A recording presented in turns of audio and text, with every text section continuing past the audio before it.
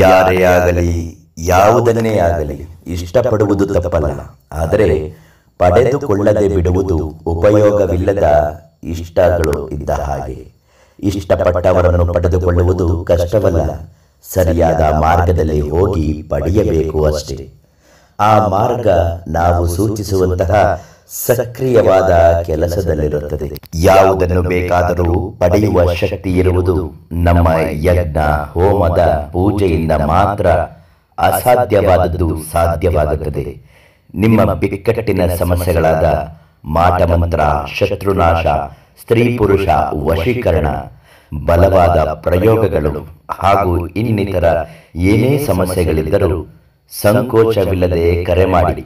ಶ್ರೀ ಶ್ರೀ ಗೌರಿಶಂಕರ ಆಚಾರ್ಯರು. Mobile number 9353223932.